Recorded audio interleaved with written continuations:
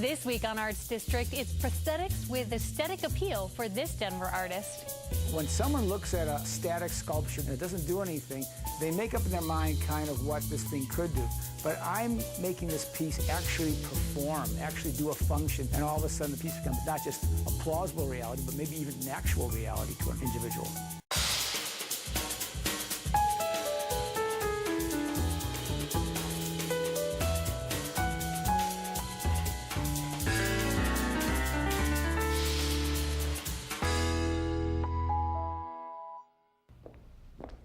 This is Arts District, and I'm your host, Carrie Saldo.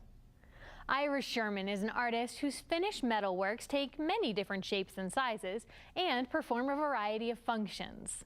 While some pieces are static, many others are kinetic, designed by the artist as a way to correct violent or antisocial behavior. We spoke with Sherman about how he discovered his unique aesthetic. When someone looks at a static sculpture, just conceptual, say, and it doesn't do anything, they make up in their mind kind of what this thing could do. But I'm making this piece actually perform, actually do a function. And all of a sudden the piece becomes not just a plausible reality, but maybe even an actual reality to an individual. The usual label I use is I'm a kinetic artist. I do prosthetics as an art form. My dad was a war veteran, and he got his leg blown off in World War II. And I've been brought up around a father who wears a prosthetic leg from the time I was a little kid. And I remember looking at this leg very closely and watching the mechanics of it. And coincidentally, my father's a machinery dealer. Okay, so let's put together prosthetic limbs and machines, and now you get this mechanical aesthetic. I call it prosthetic aesthetic. The prosthetic devices and the pieces that actually fit on an individual, I designed them over a mannequin, a solid human form. You take away that human form and you have instant exoskeletal design. You can look through them and you get this wonderful depth, really beautiful forms that naturally, when they go around the body, form their own aesthetic. I have a group of sculptures I call impenetrable devices, and another group of sculptures I call panaceas to persistent problems, where I define the problem for an impossible solution, and I make the solution a kinetic piece of art. It started out as kind of a little humorous project in the 1980s, where I made one chastity belt as part of a collection of many pieces called panaceas to persistent problems. So one problem was rape in society. How do you solve this problem? You make a device that takes care of the rapist, physically. And fast forward 15, 20 years, and now I'm talking to people who have been attacked. I'm talking to friends. And one of them said, why don't you do a whole exhibition? So I started making a collection of what I call chastity couture. And these are actually anti-rape devices. All chastity belts, in many ways, you can consider them as anti-rape devices. Some are designed to form a barrier. Others are designed for revenge. Some are designed for identification and apprehension. So there's a whole narrative behind this show and these pieces. But the reality of these pieces actually working and forming a solution to an impossible problem gives them credibility, I think, gives them more interest, gives them more beauty. My work tends to make people have a visceral reaction or a humorous reaction, or almost always, if there's a group, they start a discussion. There's not going to be a solution to something like rape or over-verbosity or people who don't negotiate in good faith. All this stuff is always going to be around with us. The question is, do you want to talk about it?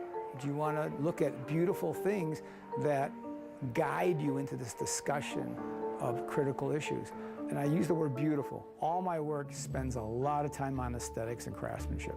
There's these forms that are interplaying with each other, okay? They're intersecting, they're overlapping. When I forge as a blacksmith, I'm feeling a little bit what those guys felt like, who were the blacksmiths hundreds of years ago. I actually am touching the metal the same way, feeling the same heat coming off. I get a kick out of that, and it's a great connection.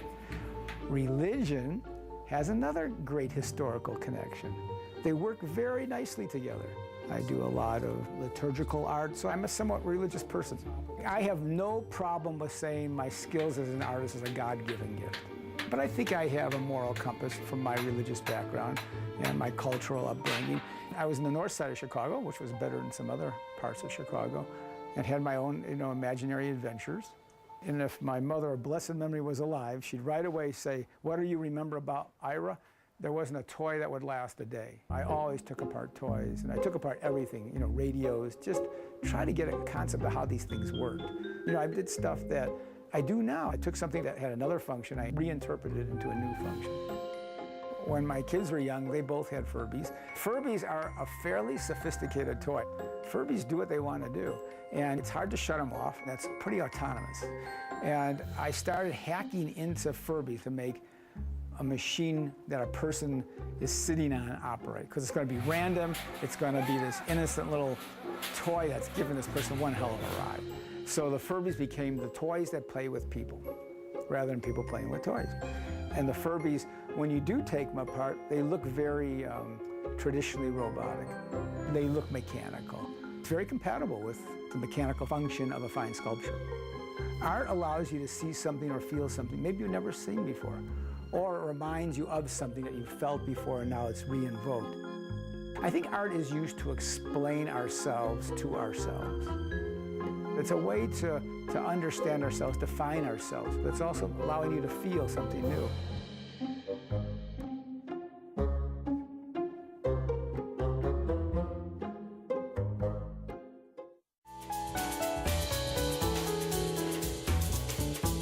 Arts District is a collaboration between Rocky Mountain PBS and public radio stations KUVO and KVJZ.